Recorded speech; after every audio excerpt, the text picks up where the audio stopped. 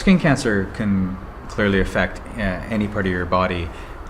Could you tell us a little bit more about the types of areas that it is more frequent, and also how your treatment might differ depending on the area where it appears? So you're quite right that it can appear on any part of the body, really, but it is mostly the sun-exposed areas. And because with regards to basal cell and squamous cell carcinoma, we're actually talking about long-term sun exposure, cumulative sun exposure, and not brief periods of intense sunlight.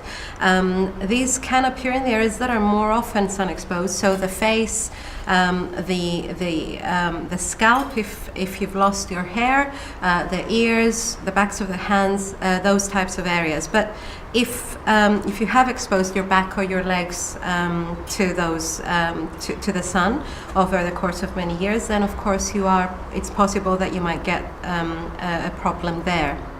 Now, in terms of how the treatment varies, that tends to depend, as you've said, on the site, on the area where the skin cancer might affect you, but also it also depends on the size of the skin lesion, and in addition to that, it depends on whether the tumor is very superficial or not. So if you had a large suspected skin cancer on your nose or ears, it's very important that you see a dermatologist for diagnosis, and we might require a small skin biopsy. But if you had a basal cell carcinoma in those areas, then the other option might be that of X-ray treatment rather than surgery. Or it might be that you may require a visit to the plastic surgeon, who would discuss the need for closing the wound with skin borrowed from a different area of the body, such as a skin graft or a skin flap. We'll remove around a little bit of skin from an area close by. So that's how the treatment would vary.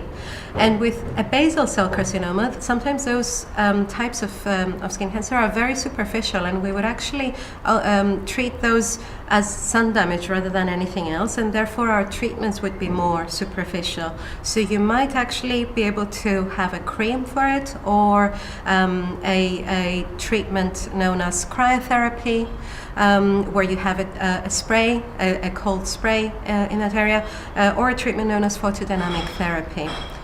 So those are the broad spectrum of treatments that I might be able to offer. If you notice that you have any of the symptoms or the conditions that we've just discussed, we invite you to book a consultation with Ms. Penelope Pratsou, where she'll be able to assess your condition and give you a treatment plan.